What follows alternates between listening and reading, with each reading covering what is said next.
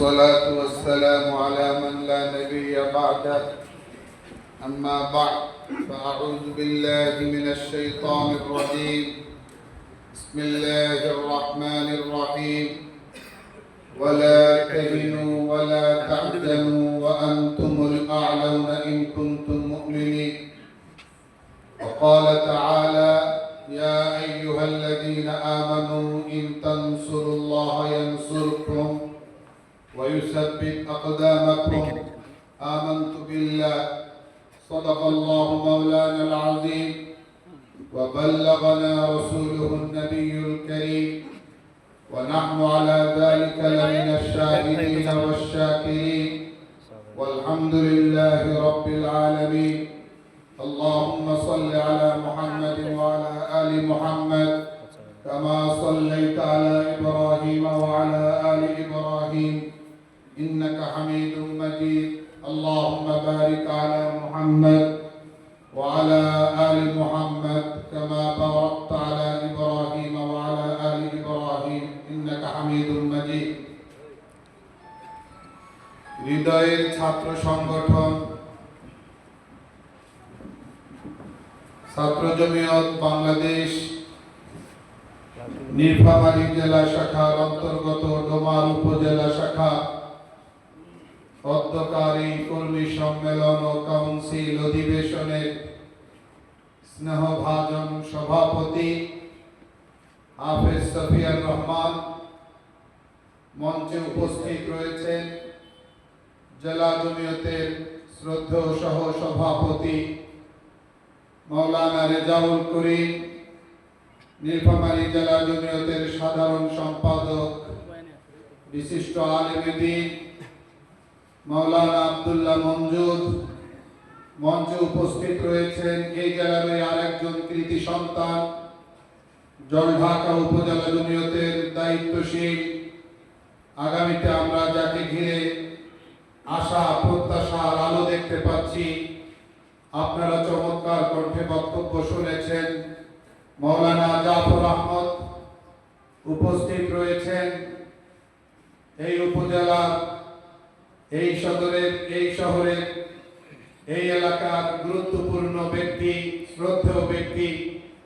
এবারই হজ করে আসছেন আমাদের অত্যন্ত ঘনিষ্ঠজন জনাব আলহাজ সাজ্জাদ কিবরিয়া পাপ্পু ভাই সহ ডোমার উপজেলা জমিয়তের বিভিন্ন পর্যায়ের দায়িত্বশীল বৃন্দ, উপজেলা ছাত্র জমিয়তের বিভিন্ন পর্যায়ের দায়িত্বশীল বৃন্দ, সাংবাদিক বন্ধুগণ, সর্বপ্রথম মহামহিম ও প্রতিপালক আল্লাহ রাব্বুল আলামিনের শাহী দরবারে শুকরিয়া আদায় করছি, লাখো কোটি শুকরিয়া আদায় করছি, যিনি আমাদেরকে আজকের এই ছাত্র জমিয়তের, উপজেলা ছাত্র জমিয়তের কর্মী সম্মেলন এবং কাউন্সিলে অংশগ্রহণ করার সুযোগ দিয়েছেন এবং ছাত্র জমিয়তের পূর্ণাঙ্গ কমিটি দিকে আমাদেরকে অগ্রসর হওয়ার পরিবেশ করে দিয়েছেন। আমরা সেই মহান রবের শাহী দরবারে কালিমাতুশ শুকর পড়ে নেই, সবাই পড়ুন আলহামদুলিল্লাহ। যারা আজকে দায়িত্বপ্রাপ্ত হয়েছে, প্যানেল ঘোষিত হয়েছে, আপনারা হাত উত্তোলনের মধ্য দিয়ে অনুমোদন করেছেন। আমি ঘোষিত কমিটির নির্বাচিত সকলকে, সভাপতি, সহসভাপতি, সেক্রেটারি সহ সবাইকে আমার আলোচনার শুরুতে, বক্তব্যের প্রারম্ভে আন্তরিক মোবারকবাদ ও অভিনন্দন জানাচ্ছি। আসলে ছাত্র জমিয়তের উপজেলা কাউন্সিলে আমার আসবার কথা ছিল না, যেহেতু এই উপজেলা আমার, আমি এই উপজেলার, স্বাভাবিক কারণে ছাত্রদের এবং ছাত্র নেতাদের আবেদন, তাদের আবেগ, তাদের চাওয়া পাওয়ার কাছে আমি এক পর্যায়ে সিদ্ধান্ত নিতে বাধ্য হয়েছি। আমাদের দলের রুলস হলো যে মূল দলের সভাপতি, মহাসচিব সাধারণত উপজেলা লেভেলের কোনো প্রোগ্রামে কোনো পর্যায়ে না যাওয়া এবং আমাদের ছাত্র সংগঠনও এই রুলস প্র্যাকটিস করে, চর্চা করে। আবার সিদ্ধান্তের মধ্যে এটাও ফাঁক রেখে দেয়া আছে যে কেন্দ্রীয় দায়িত্বশীলদের যদি নিজের এলাকা হয় সেখানে সেক্ষেত্রে তারা কনসিডার করতে পারে। এই ফাঁকটুকুকে কাজে লাগিয়ে এলাকার ছাত্র নেতাদের আবেগের কাছে কিছুটা দুর্বল হয়ে এবং খানিকটা প্রয়োজনীয়তা অনুভব করে আমার এই ডোমার উপজেলা ছাত্র জমিয়তের কাউন্সিলে অংশগ্রহণ করা। আমি সাংবাদিক বন্ধুদেরকে এবং ডোমার উপজেলা ছাত্র জমিয়তের সর্বস্তরের দায়িত্বশীল বিভিন্ন ইউনিয়ন থেকে যারা প্রতিনিধি এবং ডেলিগেট হয়ে আসছে সকলকে মোবারকবাদ জানাচ্ছি, অভিনন্দন জানাচ্ছি। প্রথম কথা, নামাজের সময় ঘনিয়ে আসছে, 15-20 মিনিট সময় বাকি আছে। এই সময়টুকুর মধ্যে আমাদের আলোচনা গুছিয়ে ফেলতে হবে এবং আজানের সাথে সাথে যেন আমরা মসজিদমুখী হতে পারি সেই দিকে আমাদের মনোযোগী হতে হবে। ছাত্র জমিয়তের মৌলিক স্লোগান যেটা, মূল কথা যেটা, সেটা হলো ব্যক্তি গঠন। সবাই বলি কি? আরো জোরে শুনতে চাই। ব্যক্তি গঠন।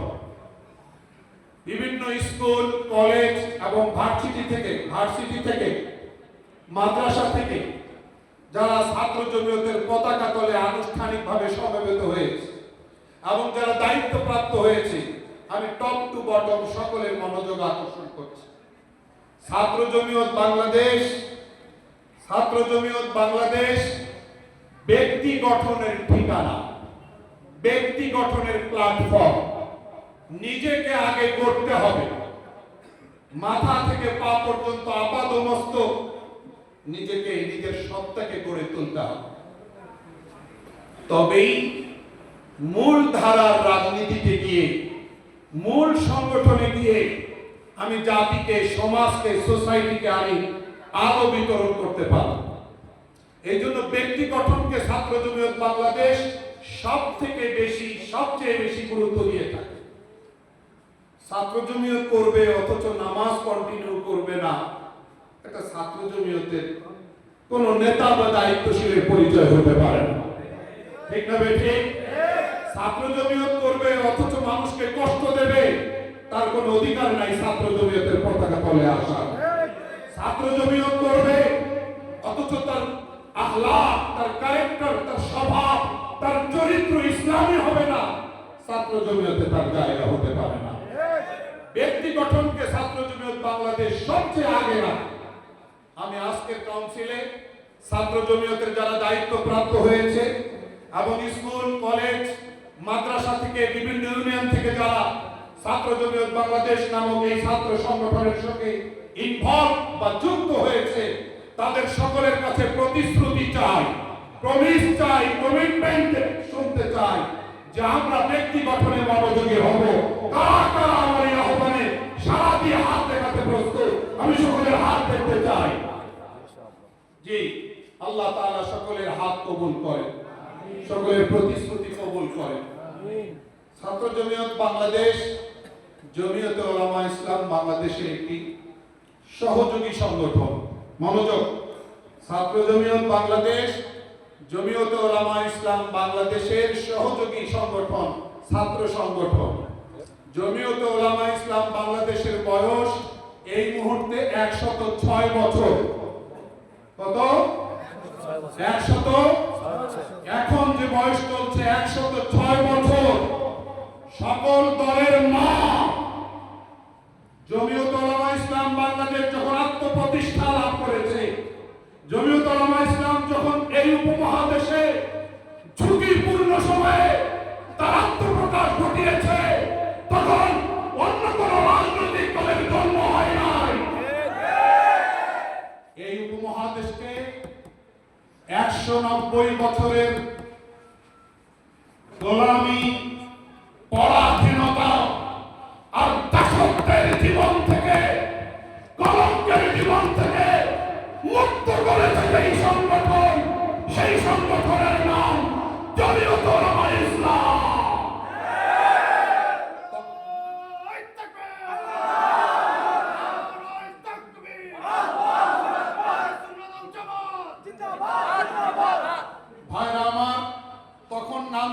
জমিয়তে ওলামায়ে হিন্দ। কি নাম ছিল? জমিয়তে ওলামায়ে হিন্দ। পাকিস্তান ভারত সেপারেট হওয়ার পরে, বিভক্ত হওয়ার পরে ভারতের নাম জমিয়তে ওলামায়ে হিন্দ রয়ে গেল, পাকিস্তানের নাম হলো জমিয়তে ওলামায়ে ইসলাম। পাকিস্তান থেকে বাংলাদেশ স্বাধীন হওয়ার পর এই এলাকার, এই দেশের সংগঠনের নাম হয়ে গেল জমিয়তে ওলামায়ে ইসলাম বাংলাদেশ। জিনিস একটাই।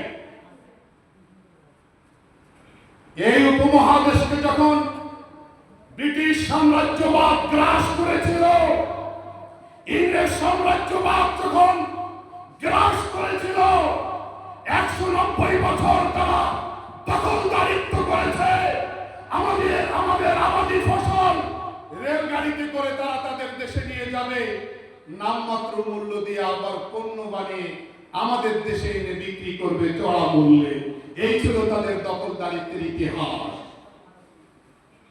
এই দাসত্বপূর্ণ জীবন থেকে এই উপমহাদেশের মানুষকে, এই উপমহাদেশের মুসলমানদের ইসলাম ধর্মীয় তাহজিব তামাদ্দুন, ইসলামী শিক্ষা সংস্কৃতি, ইসলামী কৃষ্টি সভ্যতাকে নতুন জীবন ফিরে দেওয়ার জন্য, মুক্ত করার জন্য জমিয়তে ওলামায়ে ইসলাম, জমিয়তে ওলামায়ে হিন্দ নামে সামনে এসেছে এবং একটা পর্যায়ে সফল হয়েছে।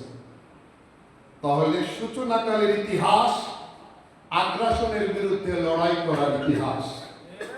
তাহলে জন্মকালের ইতিহাস আধিপত্যবাদের বিরুদ্ধে লড়াই করার ইতিহাস। সূচনাকালের ইতিহাস অপশক্তির বিরুদ্ধে সংগ্রাম করার ইতিহাস।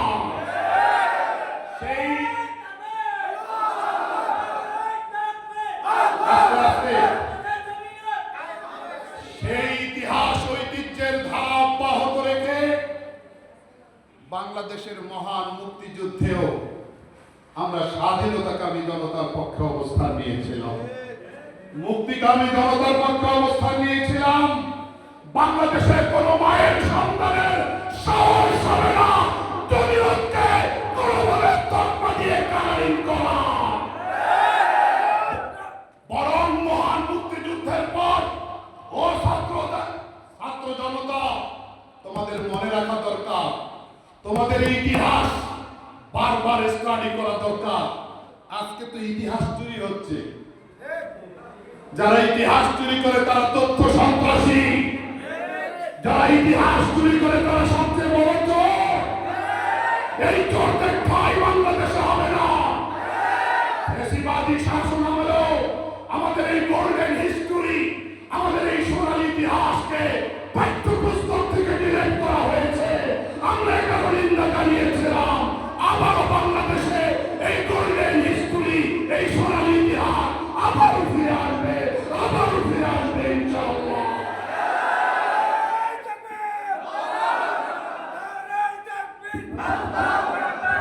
আমার প্রিয় ছাত্র ভাইরা, মহান মুক্তিযুদ্ধে আমরা ভূমিকা রেখেছি স্বাধীনতাকামী, মুক্তিকামী জনতার পক্ষে, পাক হানাদার বাহিনীর বিরুদ্ধে। এই জন্য স্বাধীনতার পরেও আমাদেরকে, আমাদের তৎকালীন মুরব্বী নেতৃবৃন্দদেরকে রাষ্ট্রীয়ভাবে সম্মাননা দেওয়া হয়েছে, পদকে ভূষিত করা হয়েছে। ইতিহাস চুরি করা যায় না। যারা চুরি করতে আসে তাই চোর হয়ে যায়। এই জন্য জমিয়তে ওলামায়ে ইসলাম বাংলাদেশকে স্টাডি করতে হবে, জমিয়তে ওলামায়ে ইসলাম বাংলাদেশকে জানতে হবে, জমিয়তে ওলামায়ে ইসলামকে পড়তে হবে, জমিয়তে ওলামায়ে ইসলামের সঙ্গে ক্লোজ হতে হবে। আমরা সেই 47-এর ইতিহাস, আমরা 71-এর ইতিহাস, সেই ইতিহাসের সঙ্গে সুবিচার করে 24-এর রাজপথে আমরাই সবচেয়ে আগে ছিলাম মাঠে। রক্তস্নাত জুলাইয়ের ফার্স্ট উইকে প্রেস কনফারেন্স করে আন্দোলনকারী ছাত্র জনতার সাথে একাত্মতা ঘোষণা করেছি, সংহতি প্রকাশ করেছি, কোনো লুকোচুরি করি নাই। নিজের দলীয় পরিচয় লুকিয়ে রাজনীতি করি নাই। রক্তস্নাত জুলাইয়ের 24 জুলাইয়ের লাস্ট উইকে আরেকবার প্রেস কনফারেন্স, সংবাদ সম্মেলন করে আমরা কর্মসূচি দিয়েছি। 3 তারিখ, আগস্টের 3 তারিখ আমি এবং আমাদের দলের আরো 3 জন গুরুত্বপূর্ণ নেতা, দলের সিনিয়র সহসভাপতি, শ্রদ্ধেয় সিনিয়র সহসভাপতি মাওলানা আব্দুর রবি ইউসুফী সাহেব, আমি মহাসচিব মঞ্জুর ইসলাম আফেন্দি, যুগ্ম মহাসচিব মাওলানা তাফাজ্জুল হক আজিজ, যুগ্ম মহাসচিব মাওলানা ফজলুল করিম কাসেমি, আমরা এই দল প্রতিনিধি দল, চারিদিকে তরবারি, লাঠিয়াল বাহিনী এবং পুলিশের ইউনিফর্ম পরা আওয়ামী লীগের ক্যাডাররা তরবারি নামদা নিয়ে দাঁড়িয়ে আছে। তাদের রক্তচক্ষুর সামনে 3 আগস্ট আমাকে গিয়ে ডিক্লিয়ার করেছি ফ্যাসিবাদের পতন চাই। আমরা ওই সময় কারো রক্তচক্ষুর পরোয়া করিনি। আমাকে জেলে পাঠানো হয়েছে, আমার দলের অনেক নেতাকে জেলে পাঠানো হয়েছে। আমরা মাসের পর মাস জেলে ছিলাম। দেশের ইসলামী অঙ্গনের কোন নেতা বছরের পর বছর জেলে ছিলেন। কি অপরাধ ছিল আমাদেরকে জেলের অন্ধকারে নিক্ষেপ করা হয়েছিল কেন? আমরা তো চুরি করি নাই, আমরা তো ডাকাতি করি নাই, আমরা তো রাষ্ট্রদ্রোহিতার মামলার আসামি নই। কেন আমাদেরকে জেলে নেওয়া হলো? একটাই অপরাধ ছিল, অপশক্তির বিরুদ্ধে কথা বলাই ছিল আমাদের অপরাধ। অন্যায়ের বিরুদ্ধে কথা বলা যদি অপরাধ হয়, এই অপরাধ আমৃত্যু আজীবন করতে থাকবো। অপরাধের বিরুদ্ধে কথা বলা যদি অপরাধ হয়, এই অপরাধ জনমভর করতে থাকবো। কাউকে ভয় করবো না, জেল জরিমানাকে ভয় করবো না, মামলা হুলিয়াকে ভয় করবো না, এমনকি ফাঁসির রশিকেও ভয় করবো না। রক্ত দেওয়া, জেলে দেওয়া, এটা আমাদের ইতিহাস। এই আদর্শ থেকে আমাদেরকে বিচ্যুত করা যাবে না, যাবে না।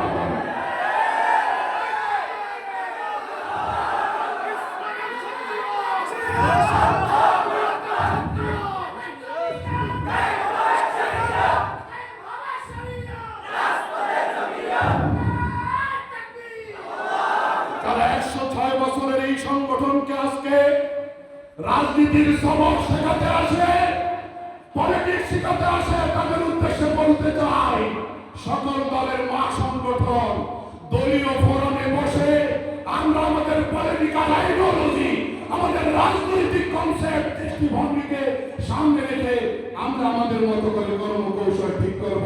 তোমাদের ইন্টারফেয়ার করার কোনো অধিকার থাকতে পারে না। দেশের জন্য, ইসলামের জন্য, আমাদের দেশের স্বাধীনতা, সার্বভৌমত্বের প্রশ্নে আমরা কাউকে ছাড় দিয়ে কথা বলবো না। জাতিসংঘ যখন মানবাধিকার কমিশনের ঢাকায় অফিস খুলছে, আমরা প্রতিবাদ করেছি, আমরা দেশব্যাপী কর্মসূচি পালন করেছি, সারা বাংলাদেশে ডিসি বরাবর স্মারকলিপি দিয়েছি, বাইতুল মোকাররমে বিক্ষোভ মিছিল, গণসমাবেশ কর্মসূচি পালন করেছি।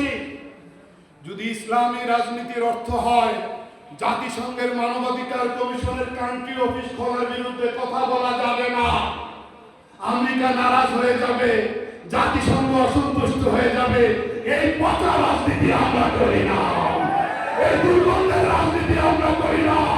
আমাদের কাছে আমাদের ধর্ম আগে, আমাদের কাছে আমাদের রাষ্ট্র আগে, আমাদের স্বাধীনতা আগে, আমাদের সার্বভৌমত্ব আগে। সুতরাং ইসলামের প্রশ্নে, এদেশের স্বাধীনতার প্রশ্নে, এদেশের সার্বভৌমত্বের প্রশ্নে কোনো ছাড় নয়, কোনো কনসিডার নয়। তারা আমাদের দেশে মানবাধিকার কমিশনের অফিস খুলতে আসে।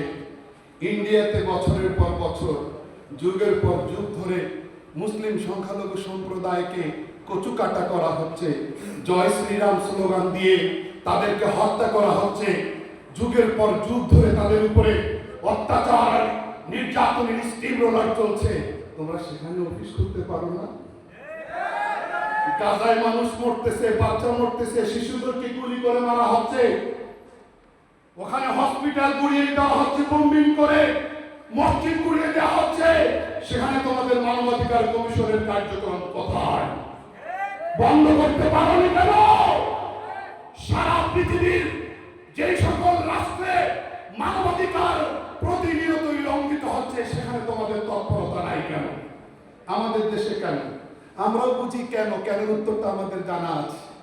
তোমরা পশ্চিমা মডেলের মানবাধিকার প্রতিষ্ঠা করতে চাও, তোমরা সমকামিতাকে এখানে মানবাধিকারের নামে প্রমোট করতে চাও, তোমরা ট্রান্সজেন্ডারকে মানবাধিকারের নামে প্রমোট করতে চাও, তোমরা বাক স্বাধীনতার নামে আল্লাহ রাসূলের বিরুদ্ধে কটূক্তি করা যাবে এই স্বাধীনতার দরজা খুলতে চাও।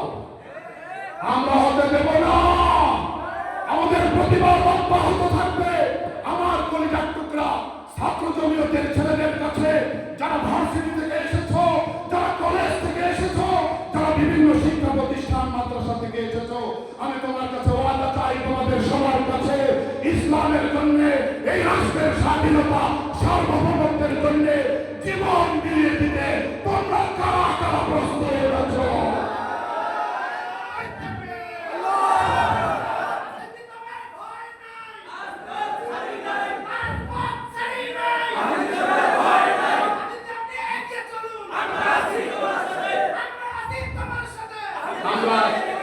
আমরা আজকে লক্ষ্য করেছি প্রার্থীর স্লোগান, খেজুর গাছের স্লোগান, এই আবেগকে আমরা সমীহ করি, কিন্তু আমাদের রাজনীতি আল্লাহকে খুশি করবার জন্য। আমি যদি মরে যাই, তারপর আমাদের এই পয়গাম, এই মিশন চলতে থাকবে ইনশাআল্লাহ। সবাই রাজি? আল্লাহ সবাইকে কবুল করুন।